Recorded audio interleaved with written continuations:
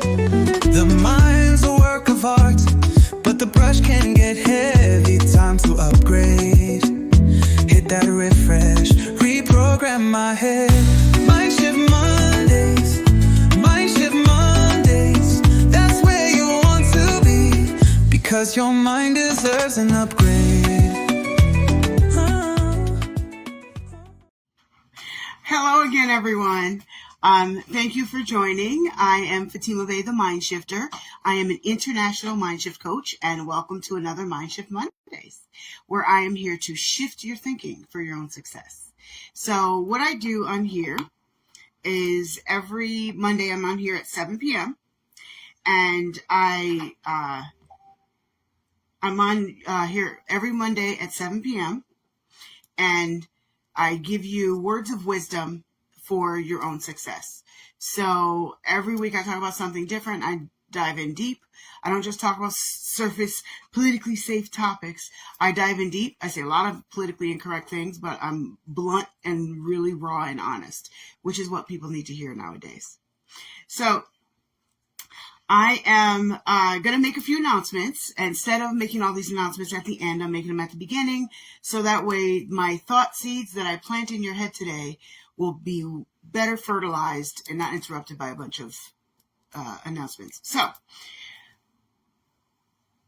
this is really good news. If you haven't noticed, if you didn't find out already, you all know that I'm the host of MindShift Power Podcast. It's a podcast for teens, international podcast for teens and the issues that affect their futures. And I'm the only podcast in the world that can say that. So I last week received a great accolade, which is from FeedSpot. Now, if you don't know anything about FeedSpot, FeedSpot is a big name. They're pretty well known in the podcasting and blog world. So they put me on the list, MindShift Power Podcast on the list of top 10 teen podcasts to watch or follow in 2025. So I was named as basically a hot topic to watch. I was number 4 on that list. Did y'all hear that? I was number 4. 1, 2, 3, 4. I was number 4, which is awesome. I would have been happy at number 10. Hey, I was on the list. I would have been happy at number 11. I was up there, right? Number 4, that's pretty damn good, since it's my first mention anywhere like that. So yay! So if you guys are watching this, yes, please say congratulations. Please say woohoo in the comments so I know that you're paying attention. Also, I want to let you know that I did start a newsletter. It's only a weekly newsletter, and in that newsletter, I talk about the MindShift Mondays. I also make announcements in there, but what I have in that weekly letter, some of you might want to get it just for that. I have what I call thought seeds, and it's a little picture of my own quotes. All the quotes that you see I put out are mine. Unlike most other people, by the way, when you see my quotes, it says the MindShifter on it. I didn't take that from someone else. Those words actually came from my mouth or my mind. So I take one of my little quote posters and I give you a thought seed of the week. So sometimes it's nice to get a word of encouragement or a word of insight or a word, something to focus on for the week. And the newsletter comes out every Monday morning. So if you want to sign up for that, go to my website. It's not long. It's not like one of these long, annoying things we're going to mail you every 10 minutes. I'm only sending it out once a week. I will never spam you because I cannot stand it myself.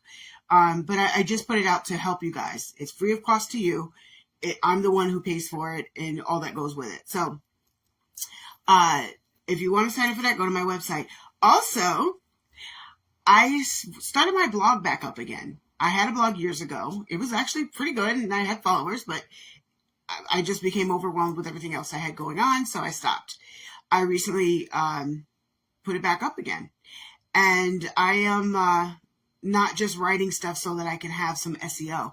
I'm really writing stuff that that could change your life if you want to read it. I will have other things that are going to come out and be attached to it. Erica, can you please put my website in the comment right now because someone just asked for it? And then we can do it again in the end. So with the blog, you can go to my website, read it whenever you want. They're not big, long books because I don't like to read big, long books either. but they're long enough for you to get the point. And like myself, they're in raw, natural, they're real raw honesty order. And there are things for you to think about that'll enhance your life. So if you are looking to enhance your life and you really want a different perspective than what you're going to hear from most places, I am the person for that. If you're looking for something fun, quick, and squirrel-brained, I'm not the one for that. So just to let you know, because sometimes people want that, and that's not my content. It's not what I do. All right, so this live is going to give you some thought seeds today. And what I'm going to talk about today, every single one of you actually need to hear, because this affects 98% of anybody listening to this in the sound of my voice. I don't care what country you're in or what language you speak. All of us deal with this. And today's topic is called One at a Time. So coaching tips is what I'm doing for who knows how long, because I don't give you a timeline on how long I'm going to do my series, because I do them whenever I just feel like it. So when I feel like something should end, I'll start another. But coaching tips, I'm going to go on for a while and just talk about the things that I see and hear from people that I know is needed. And if you have something that you want to say, a topic, just message me. All right. So coaching tips, I take a deeper dive. I told you that.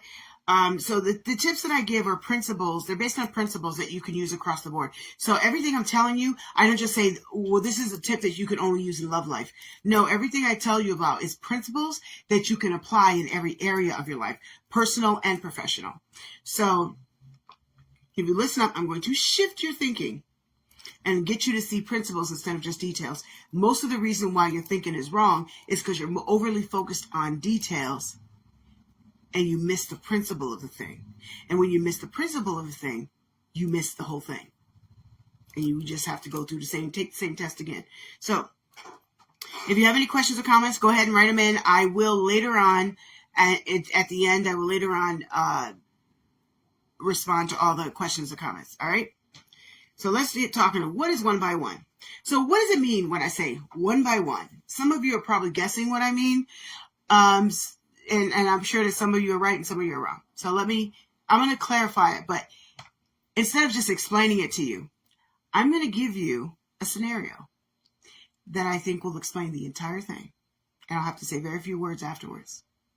So the scenario is, there's a woman named Sheila. No, I just made up a name. So there's a woman named Sheila. Sheila works a full-time job. She works for the state. But for her, it's just a job. It's not fulfilling. It's not a career. It's just 40 hours a week. She's putting in a requirement to pay her bills. So what does that mean? That means she's not happy at the job. You're never, ever going to be happy working just a job. I don't care who you are, what you're doing. If it's just a job for you, it will never satisfy you. Because none of us were born to just work a job. So Sheila just works a job. She's already unhappy because she's got people gossiping next to her who she don't want to hear that crap. She just wants to go in, do her hours and leave and not have to deal with the BS that comes with that. The corporate company has unrealistic expectations of the workload. How many people can identify with that? I know, all of you. So especially if you're working in America, and especially if you're working for a corporation, you already understand unrealistic expectations, because that is the land we live in right now. For the most part, there are a few exceptions, but they are the exception, not the rule.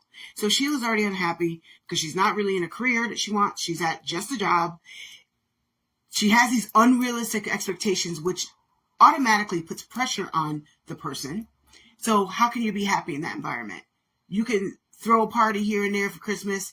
You can say, I got donuts today for everybody. Those things are good and they're helpful. But overall environment, still not. It doesn't solve the problem of people who just work jobs instead of careers. So now, her job is just by nature adding stress to her life. So Sheila is also a mom of 3. Sheila has 3 kids between the ages of 3 and 10. Let's talk about what comes with that. So being a parent, mom or father, if you're taking care of the children, there's natural baggage / or responsibilities that come with that. Worry or concern is in one of those bags. It is a natural stress for a parent to be concerned about your child. You're concerned about their education. Is he going to do well in school? Are they going to go to college? Are they going to be successful? Is she going to be so weak that she ends up with some stupid boy, ends up pregnant at 16? These are normal parental thoughts. They add stress to your life too, right? Everybody who's a parent, you've all thought these things and worse and more. I just named a few. So there's natural things that come with being a parent, because there's just all kinds of responsibilities, financial responsibilities. She has a husband. This husband and her, they barely see each other because of their work hours. They're both working a lot. They have to run around the kids too. So they barely see each other. And both of them, they like to avoid uncomfortable conversations. So what does that actually mean? That means they don't really communicate. That means that they give each other fake compliments or fake responses when they don't like something and just go, yeah. Oh yeah, it's beautiful. Sure, I like that. It was okay that your mom made that comment. You do all this fake stuff because you want to avoid uncomfortable conversations. So this is what's happening with Sheila. So by nature, her marriage is stressful. I'm a little sidebar, people. If you're in a relationship and y'all aren't really communicating, you are automatically adding about 16 tons of stress to your heart.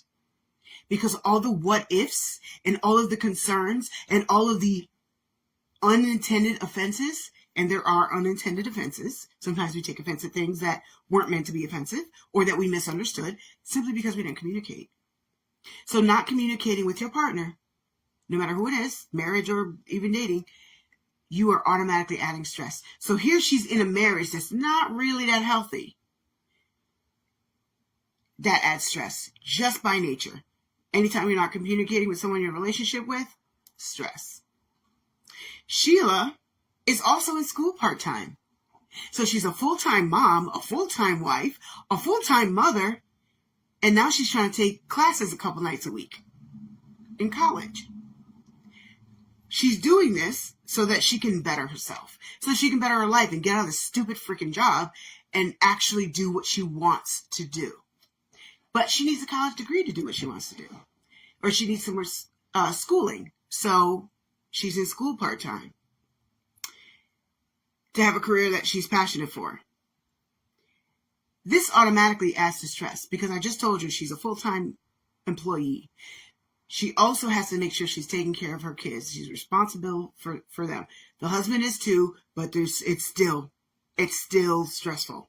Okay. She still has to do things that maybe he's not, maybe they're partnering. It doesn't matter. It's still stressful.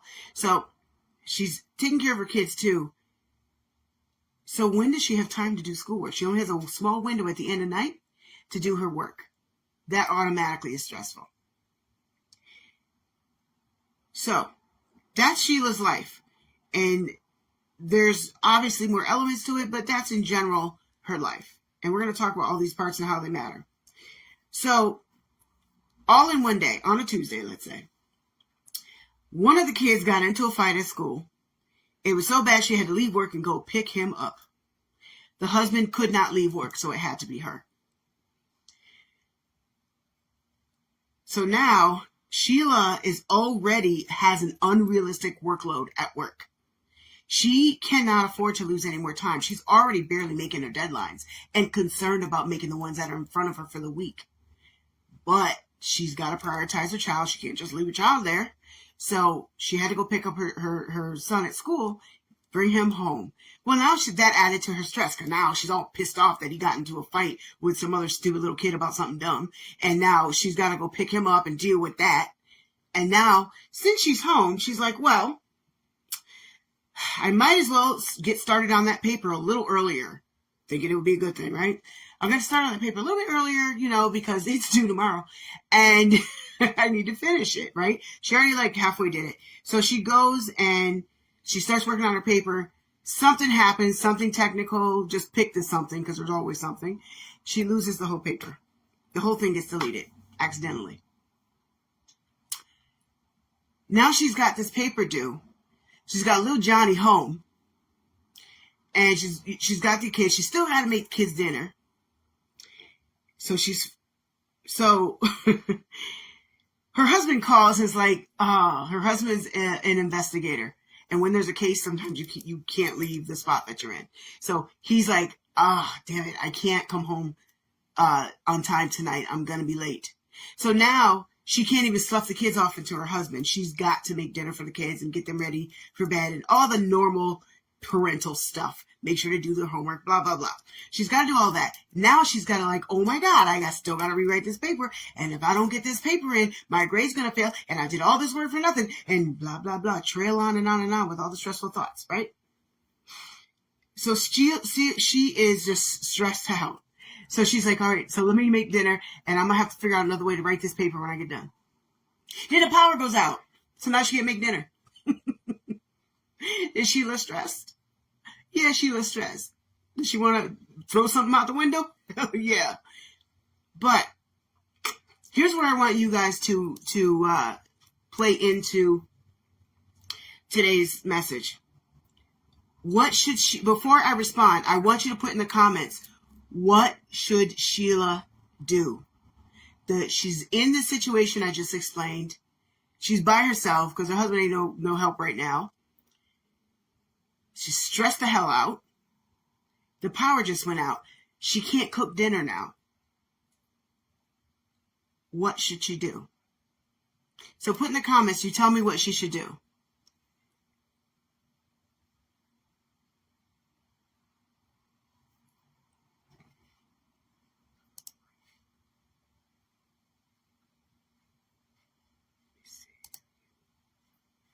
Oh, I got it. All right. Somebody made a comment about my Facebook settings. I'm not sure what that means, but all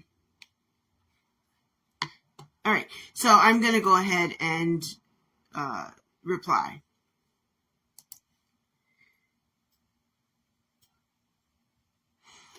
So, what should Sheila do? Instead of freaking out, which I think most of us would want to do at that point. Now, some people freaking out with that. Let's talk about what freaking out looks like. You go out and have a cigarette. I'm going to grab a drink. Ah! Different ways of freaking out. I'm going to get on the phone and call my girlfriend and complain. Did any of those solve the problem, though? No. Now, freaking out for you may look a little bit different because it looks different for all of us. Okay. Beth said, take the kid in the car to the nearest Panera with Wi-Fi and get her kids a meal and treat herself to some TLC and not have to cook. Very good answer, Beth. But let's change it up a little bit. They can't afford to do that. Their finances are a little tight right now. So going to Panera is not good, and maybe McDonald's, which isn't food, but maybe they can actually, nowadays you can't even afford that. You might as well go to Walmart and just sit in the aisles and start eating out the boxes. Please don't do that. But that is a good answer, Beth. But let's go back into what Beth said and then go back to not having the finances to do that. In the scenario, in the situation where Beth said, okay, go and do this, go to Panera. You could go to, there's other places to eateries around you, maybe a Chipotle, whatever that might have a Wi-Fi, a coffee shop that has food too, anything like that. Well, that are kid friendly. Yes, you can do that. But what I want to demonstrate was present in Beth's answer is she took each part of the problem one at a time and said, okay, what's the solution to this, this, and this? Oh, she found one solution that'll answer at least two things. My point in saying one at a time, when we're overwhelmed, and all of us get overwhelmed, you can be overwhelmed with schoolwork, you can be overwhelmed with work, you can be overwhelmed in your marriage, oh my God, there's so many problems in my household.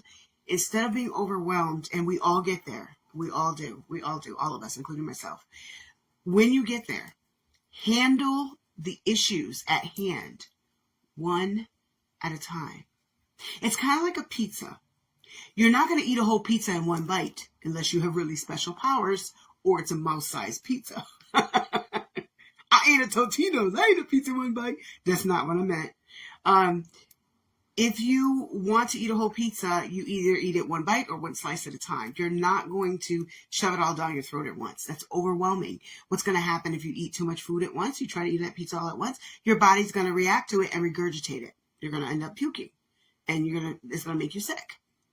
The same thing happens when we allow stress to make us sick. When we don't handle the issues one at a time and we choose to go, oh my God. And it's natural to go there. And I'm not saying that you're bad because you go there. But what I'm trying to do is give you a solution instead of going there. When you see yourself going there, say, okay, I can do this. First of all, you have to tell yourself you can do it. Because as long as you tell yourself I can't take this anymore. I can't do this anymore. I want to leave my life. I want to leave my house and my kids and run away. When you have those thoughts, and many of you do, when you have those thoughts, this is where I want what I'm saying to come in. I want you to say, where there's a will, there's a way, there's a solution. And if you have to say it like that, fine. When you say that, I want you to write down your problems. If you can write them down in the moment, because you can't always do that depending on the situation.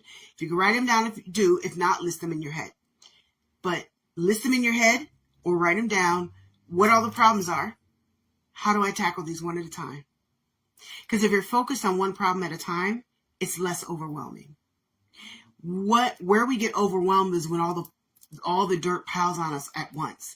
And it can, because life is going to throw you rocks. You can either get crushed by them or use them as stepping stones. That's where your choice comes in. It's not always easy, and situations can be highly stressful. But you're like, you know what? This is what I need to do. What can I do to solve this? One at a time. Prioritize whatever you need to take care of in the moment. Feeding the kids is a priority, obviously. You got to get the schoolwork done. Beth came up with a solution that you might be able to do both. Although trying to watch the kids and trying to pay attention to paper is hard. So you might have to do it after the kids go to bed. You've got to figure out something, but you've got to figure it out one at a time. So I'm going to go to your comments now because I see some more comments came in. Okay. Beth said, I'm a survivor. I can tell you there is a way out. Yes. Make a plan and incrementally, little by little, you can see your way out. She wrote it in Spanish, so I'm translating. She's a Spanish teacher and she knows I can read Spanish. So she talks to me in Spanish sometimes. So, and you can see, you can see your way out, or there is a way out. Maybe not today, but it will happen. And let me comment on that as well. I personally know Beth and know some of the stuff that she's been through over the past couple of years. It's been a lot. And this is coming from a person who I have actually watched grow. I've watched her, and really I would say I'm still watching her overcome a whole basket of stuff. When I first met this woman, she had a whole basket of stuff, but little by little, she's been picking out those things that are not good for her and replacing them with those things that are. So I'm very proud of her as a person because I've seen the growth in her.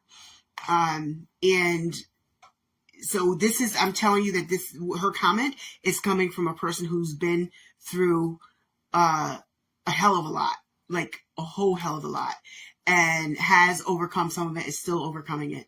And it's a beautiful thing. So that's not just somebody who's talking about a concept. It's somebody who's really lived experience. I love you too, Beth. And let's see. Any other comments? I hate the way these comments sometimes friggin' work. So ridiculous. Give me a second. Facebook is kind of smokes crack sometimes. I can't even see it. All right, let me see if I can see it here. Hi, Kathleen. I love her. If you're in the Capital Region and you're a woman of color, she has a Facebook group called Capital Region Women of Color. Forgive me if actually, Kathleen, can you put it in the comments? Forgive me if I said the title wrong because I'm just bad with stuff like that. But I have found that this group is genuinely supportive of one another. If somebody's got something to put in there instead of acting jealous and stupid. People are actually supportive. And with women, you don't always see that. So, she's got a group, her and, Bria, and I don't remember who else is the admin, but, it's a really great group. So if you're in the capital region and you are one of color, of any color, join the group. You'll be supported. You'll be supported. They're really great there. Oh, this is so ridiculous. Okay. Unrealistic expectations cause constant disappointment, which Erica said is 100% true. And that's true in life in general. Sometimes we have unrealistic expectations of human beings. And let me talk about that for a second, because that's the number one reason for most disappointment in the world. We expect human beings to be supernatural and all perfect. Well, I told you this concept, and now you understand the concept, so presto changeo, you should be perfect now. It doesn't work like that. Just because you tell somebody something, they have to process it. They have to implement it. Then you'll see change. You're not going to see change tomorrow. You're the one with the foolish expectations if you expect that. Unrealistic expectations are part of the reasons why Americans are so miserable. We're taught to have unrealistic expectations of our pocketbook, of our surroundings, of our following on social media. We're taught all this garbage that we're supposed to live up to the Joneses so that retail can make money. And what it does is it kills us. We have unrealistic expectations when it comes to dating. That's a whole nother show, y'all. Unrealistic expectations, ladies. The men, it's not their job to be our counselors. It's not their job to be our therapists. They should be a little sensitive and not so insensitive jerks sometimes. Absolutely true. But not all men are being insensitive jerks just because they're not sitting there and petting our feelings every 5 minutes. If we need our feelings pet every 5 minutes, that's your problem, not everybody else's. That is your problem that you need to fix. It is not his job. And I really hate seeing that, where we kick men down because they're not our fathers. I'm going to leave that right there. So unrealistic expectations they kill you. They kill you, and they will kill you in every way, in works, at work, in jobs.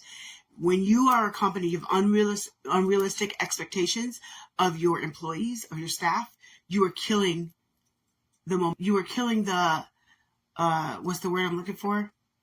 The mood of the company. What's the word? Y'all know the word. Morale. There you go. Morale. You're killing the morale right then and there, because when people feel like the goal is too high to reach, they're going to stop trying to reach for it. You will never get your best out of people by constantly moving the goalpost. You're going to wear them out, and then you'll waste your money spending time on people who are only giving 20% of their energy. So just something to think about. All right.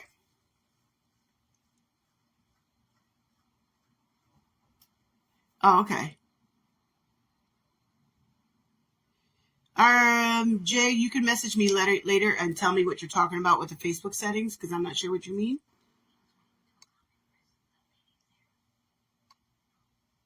Oh, he wasn't talking to me. Okay. Oh, Erica said that actually happened to me. I lost a lot of my work and had to borrow a laptop after it was washed in the sink. What you do? Girl.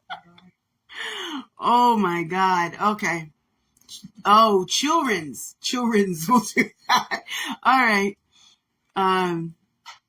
Let's see. Beth said, as my kids would say, make a struggle meal. I love that, Beth.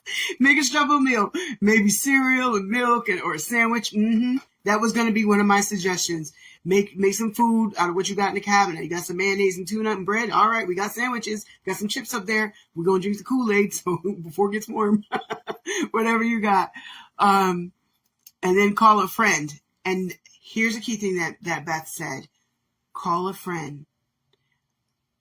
And if you don't have the money, I like this too. Beth said, if you don't have the money to go into Panera, sit in the parking lot and use their Wi-Fi, or go to the public library, or she said parking lot of the Panera, but I'm saying public library, coffee shops, go to Starbucks, sit in the parking lot.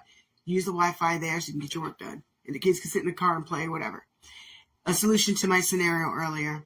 But key thing that Beth said that I want to talk about is call a friend. Now, I will tell you, this was a personal struggle for me. For me to ask for help, oh no, we don't do that. I got to handle everything by myself. I can't let people know what's going on with me. I can't let them see weakness because I'm a strong Black woman, right? It was very difficult for me during the pandemic, especially. I was really suffering and struggling because I had a bridal business that all of a sudden, literally overnight, I had no money coming through the door, but I still had bills to pay and I had to figure it out. It was during that struggle that I had a breakthrough and I finally asked somebody for help. And a couple of really good friends were really there for me. Like really, really there for me. One financially, a couple of them emotionally. It took a lot for me to finally break down and say, this is what's going on with me right now. And without judgment, receive some help, just enough to get me to the next step. Sometimes the hardest thing to do, and I'm saying this not as a concept, but something that I personally have lived. The hardest thing for me to do is to ask for help. It's a different level of vulnerability. And the stronger we are, the harder it is to ask for help. Also, the more public we are, the harder it is to ask for help. Because people can turn things around on you. They can throw crap in your face, bring it back up later. That's why I'm mindful of who I share my business with. The people that were there for me at that time were able to give me the help I needed, the emotional support I needed, allow me to cry on their shoulder, even though it was COVID, so I couldn't physically cry on their shoulder, but they were there for me. And it was in that moment that I had a breakthrough for the first time in my entire life and realized I don't have to be Superwoman. I just need to be who God created me to be. And He did not give me superpowers. He made me a human being. It took a long time for me to get there. And I'm saying that to you because many of you suffer with the same thing. You don't talk about it. You don't talk about it. I don't want my kids to see me weak. I don't want anybody to see me cry. I'm going to be tough. But what you're doing is you're burying yourself. You're digging a hole in your own heart. Don't do that. Allow other people to help you, especially when you're in a time of need. I still sometimes struggle with that. I'm much better than I used to be, though. You can be too. It's a choice. It's a hard one. It's not easy, but you can do it. Because if I can do it, and I'm as hard-headed as they come, you can do it. All right. Erica's shaking her head saying, yes, I'm hard-headed. Shut up. Now, stop talking back. All righty. Let's see. What other comments I see?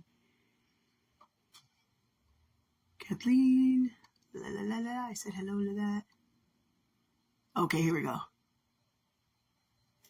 I did read that. And morale. Yes. Sean Reed was like, morale. Yes, that was the word I was looking for. All right. All right. I think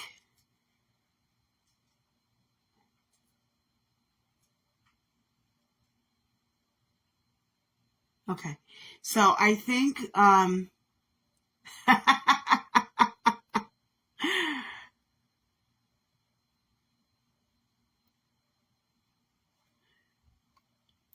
let's see. Okay. Beth said solo dance, baby. So I got to explain what that means. During the pandemic, even though I was going through crap myself, I started a group on Facebook called Solo Dancing. And I specifically created it for dancers around the world because our drug was taken from us because we couldn't dance anymore. We couldn't, be out in public and dance with each other and breathe on each other. La, la, la. And I'm a salsa dancer, if you don't already know. So salsa dance requires being up this close to everybody. You're like this close to everybody all the time. And that's just the nature of the dancing. Swing dancing, the same thing. You're just, very close proximity. So everybody in the world who was a dancer, we couldn't dance. And it really was like taking a drug from us because most of us, we don't do substances, we do dancing. And it was a stress relief for us. And it was a passion and a beautiful passion. We love dancing, all kinds of different dancing. So in short, I created solo dancing and that's where I met Beth. And Beth, I just latched onto her from the beginning. I noticed her. She was posting in the group, and I could see that she was trying to be a little stress relieving and trying. She was trying, and I just started having personal conversations with her, sending little messages. And then one day she lived in Michigan at the time. She came out to New York for something, and we met up for the first time. We went out salsa dancing, of course. We had so much fun, and I loved her since. But I've watched so much growth happen with her. So what she was saying was, she said a mistake that she made as a parent was not letting her kids cry. And thank you for saying that, Beth, because I'm sure that somebody watching it now or will watch it in the future has also made that mistake. You've been taught maybe by your parents that you're not supposed to cry. I'm a man, I don't cry. That's for bitches. That's for wimps. But the truth is the bitches and wimps that don't cry because they're not man enough to cry. And for women, some of us don't cry because we were raised in tough environments, whether it's because you were raised in the South Bronx or because you were raised in Nigeria or because you were raised in China, name a place. You were taught not to cry, not to show your emotions because that's a sign of weakness or whatever they wanted to call it. It's not true. If you're crying every single day, yeah, there's something else wrong. However, if you don't cry sometimes, then you're building it up. Erica has a great analogy for this. It's like a water bottle. It gets, you keep pouring into it. Eventually, it's going to spill over if you don't empty it out. And that's what happens when we don't deal with stuff.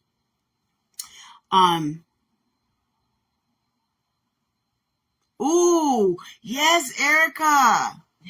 Okay, let me get back to Beth's comment first. So I have learned over the last few years, and Beth says, as you know, to feel my feels and allow those who want to help to genuinely really do help. Yes, so I'm one of them. I will, she knows that I will genuinely sit there and listen and talk, give advice, give encouragement, whatever, whatever I can do. But I will tell you, she has learned because she came from an environment that taught her the opposite and avoid feelings and, pretend like they don't exist, which is really, it's pretending. What Erica says here is very important. She said, I tell my clients, now back up, Erica is if you don't already know, my business partner in another business, Erica Best, she is a therapist. She is the trauma master. That's her title. And she does really focus on trauma a lot. She doesn't only deal with people in trauma, but she really does, though, because most of us don't call it trauma, but that's what it is. So she's a therapist. So that's why she's saying clients. I tell my clients who are men, we are all born with tear ducts for a reason. I think the master plan, the master who made us, God himself, he knew what he was doing when he gave us tear ducts. She's absolutely right. We have tear ducts for a reason. They're not to be taken off and put in our pocket. There's a reason they don't detach. They're meant to be used because they need to be used once in a while. It's good for you to do that. And I just want to leave that there. Don't be afraid to cry if you need to. No, you don't need to cry in front of everybody with a microphone. Or go on Facebook or social media and be like, oh, I need attention, y'all. Because unfortunately, there's some that'll do that. I'm not talking about those silly people. But when you need to cry, it is okay. Even if you just go in a corner in a room by yourself, do it. Because if you don't, what's going to happen is your water bottle will explode. What does that look like? You suddenly turn around and smack your kid harder than they deserved. What does that look like? You suddenly explode at your friend because she tied the bread tie wrong on the bread package. You explode at your husband because he took a left when you said take a right, and that just was it. It wasn't about the left or right. It was about the fact that you had so much stuff built up that you weren't dealing with. So having said all of that, yeah, I see Erica said it while I was talking, or announce all your business on social media. When you, just as an FYI, when you do that, what you're telling the rest of us is I'm 5. That's what you're telling the rest of us. I'm 5 years old. Look at me. Look at me. That is what you're telling the rest of the world when you constantly go to social media to try to validate your emotions in the moment. That is not the place to do it, and it's a foolish thing to do. It's different, and I'm going to say this, There are situations where someone is built up and they don't know what else to do, and they don't have anybody that they can talk to in their family, and they explode on social media.